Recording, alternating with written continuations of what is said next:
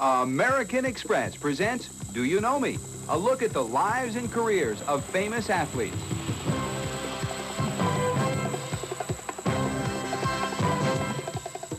This week's American Express sports personality had one of the longest careers in pro boxing. This featherweight won the world championship in 1942 and defended it for 6 years.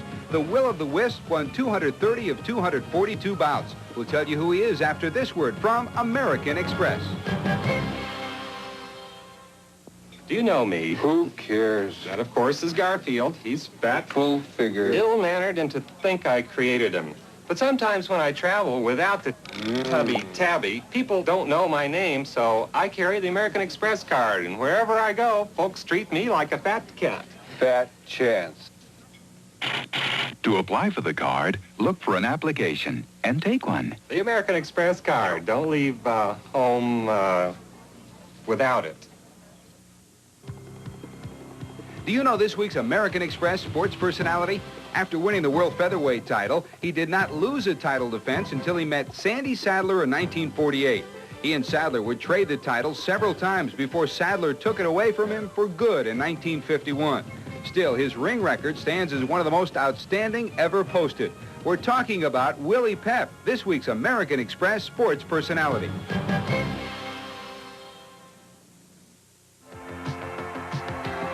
The hard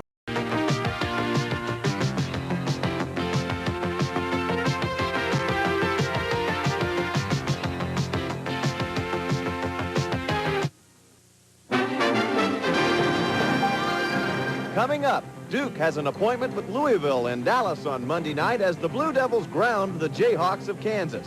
In hockey, the playoff scramble continues. Two teams in the thick of the confusion, Pittsburgh and Montreal tangled. And the Philadelphia 76ers are hoping Moses will be back in time to lead them through the promised land of the NBA playoffs.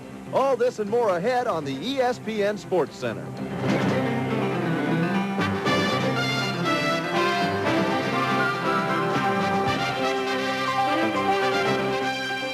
Hello, everyone. I'm Alan Massengale along with Chris Berman and Boomer. We had so much fun with the LSU Tigers. I hated to see them and Dale Brown out, but it was time, wasn't it? They ran into a team that was just too strong and just too deep, and that's why they're not going to the championship game. But they had no reason to hang their head, that is for sure, Alan. There is no team in college basketball that can reel off a dozen points faster than Louisville, and it was that patented Cardinal run that spelled victory in the first NCAA hoop semifinal game in Dallas today. Down 8 to LSU at the half, Louisville rolled off a 17-1 spurt midway through the second half that finally turned Cinderella's carriage back into a pumpkin. Dale Brown and LSU came out looking for yet another big-time upset. And early on, it was the Tigers' defense that looked great. Ricky Blanton forced the turnover. John Williams scored on the hoop. Williams had 12 points in the first half. Louisville would never lead in the first half. They would tie it 7 times, but when they did, shots like this one from Derek Taylor put the Bayou Bengals back on top. LSU closed out the half with an 11-3 run. Anthony Wilson heated up from the outside. 44-36 LSU at the half, and Denny Crum already knows what kind of fiery speech he's going to deliver at halftime. Early second half, his charges listened. The miss by Herbert Crook. Purvis Ellison there to tap it in, cut the LSU lead to 4. But Don Redden, who had 22 points to lead LSU, was there from the outside. Dale Brown says, way to go, thumbs up. A bit later, though, Milt Wagner will miss. Billy Thompson there for the slam, and here comes Louisville, tied at 54. Thompson, triple team, no problem, puts it up and in anyway. 56-54, less than 13 minutes to go in the game. Louisville's first lead. They would never trail after that. Milt Wagner started heating up from the outside. Cardinals increased their lead. Thompson, 10 of 11 from the floor, hits the jumper in the paint here. Dale Brown sees it slipping away. Under 4 minutes to go, Tony Kimbrough to Jeff Hall. He put it in. Louisville would beat LSU 88-77. Denny Crum and Dale Brown congratulate each other on an outstanding game, but it's Denny Crum that is moving on to the final game for the second time in the 80s. Remember, he won it in 1980 as Louisville defeated UCLA. They'll have that chance again as Louisville with an 11-point win after it was all over. A nice run for LSU, but Louisville just, as we said, they roll off those points, Alan, and they're tough to stop at that point. We kept waiting on that spurt, and it finally came. It always does. And speaking of spurts, Dick Vitale will probably have a few things to say about this. He's with Bob Lee out in Dallas.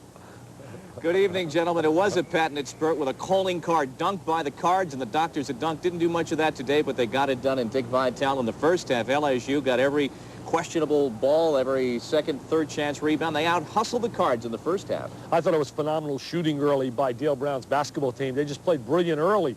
And John Williams dominated early in the game. But in the second half, Louisville played vintage Louisville basketball. The great legs, the bounce off the floor. And I thought fatigue set in. And I thought Billy Thompson really played like a superstar. He kept them in the game early. And then they had the typical Louisville run where they just blew it away. John Wooden style, the 2-2-1 press, the great spurt, and the great athletes. But for the first 20 minutes, it looked for a little bit like we might have another scenario unfolding, another miracle at the Final Four, because surprisingly, LSU led by 8 points at halftime. Well, it felt a little weird being up 8 points.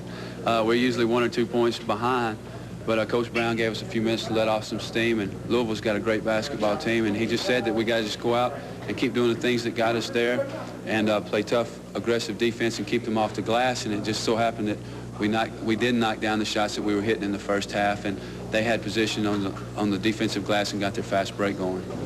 Start to fall into place early in the second half. Did you know as soon as that run of points began that it was feeling different? Yeah, it was definitely feeling different. We were spirited and we were playing with intensity on the whole court, and that's how we usually play. And I was glad to see us playing like that. Yeah, once we got the momentum on our side, I knew that we was going to have a good chance to win the game, because that's something that we didn't have in the first half.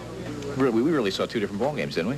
We sure did. The first half, I thought we really did the things that we wanted to do. We wanted to control the tempo. We wanted to play good defense. And the second half, we just got out of our rhythm. We took bad shots, and we didn't really play the good D, and that was the difference.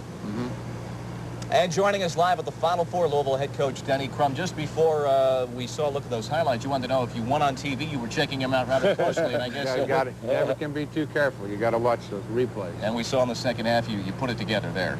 We played real well the second half. I thought the defense was the big difference. We put a lot more pressure on them, and we scored a lot of baskets off our transition, which we didn't get in the first half, primarily because of the defense. We held them to 35% shooting, which means we got more rebounds, and consequently got the ball out and could run our break a lot better. To change the subject, Denny, from this win, we'll look ahead a little bit at Duke coming up on Monday night. Duke today with the tenacious defense. A lot of people walking out of the arena are talking Danny Manning overrated. Danny Manning's a great player. The kid Allery just did a tremendous job defensively. Are you concerned about their man-to-man pressure? Their guards play such tough defense as well. Well, I think their whole team plays excellent defense. I think they're probably the best defensive team we'll have faced all year. And we've played some good ones, but I don't think we've played anyone who plays any better than they do. And not just their guards. Their inside defense is strong.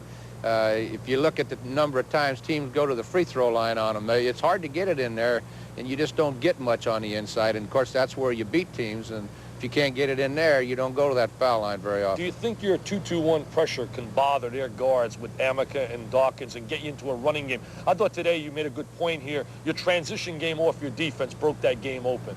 Well, we've got to try to do that, but, I mean, if there's anybody in the country that's got two super guards, it's them, and it's harder to press a team like that. Also, they're senior dominated. They've seen about everything there is to see, and it's hard to press that kind of a team, but we've still got to try. That's how we got here. Super guards, you've got one in Milt Wagner, fifth-year senior who redshirted last year, and as we've alluded to, we'll have a chance right now to take a look at it. You put the log down to Milt at halftime. Coach Crum got me in the locker room, told me to go out there and play smart. I'm a senior guard. I'm not playing like a senior, things like that to motivate me. And I went out there in the second half and did just what he said. He kind of motivated me a lot in the second half. And I went out there, hit a couple of jumpers at first, got me going, and I think I got the team going. And from then on in, start playing great defense and doing the things we have to do to win. When he had to set out last year, I think it really made him realize a whole lot about basketball.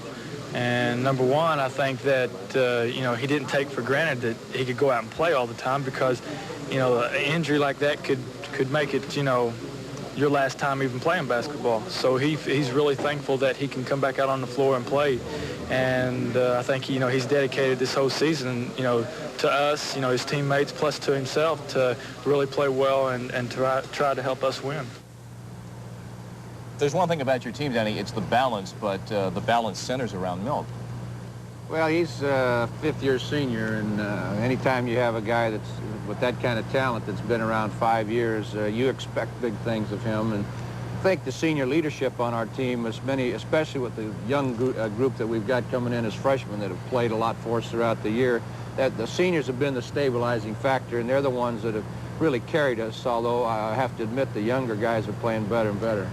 Dennis, you watch your club play. I was commenting to some people I was sitting with about the rhythm, and I said, gee, they look so similar to the UCLA teams winning the national championships during the run of Coach Wooden. What kind of Wooden philosophy is really involved with your club, offensively and defensively? I'm not just talking in terms of philosophy.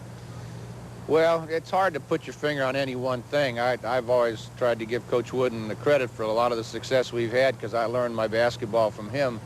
I think it's a combination of all the things that are involved with basketball. Basketball is a game of conditioning, fundamentals, and team play, and you try to get them in shape, and you get them to play hard and play together, and that's what basketball is. I don't think there's any way you can say one thing over another is the key, but I do say this, that the system itself has been proven, and it's stood the test of time. Bob, one quick matchup. Who plays Dawkins? Oh, that's a tough one. I guess probably Milt initially. Well, this system has been proven over time as your system at Louisville. You're back in a national championship game. Thanks for taking time out of your busy weekend, and good luck on Monday evening. In just a second, we'll talk about Kansas and Duke. A look at the second game played today at Reunion Arena. All right, gentlemen, thank you very much. Of course, we're going to be doing the old rebound. We're going to hit the defensive boards, go back out and rebound back to Dallas in just a moment. Still to come on the... Out changing your natural color.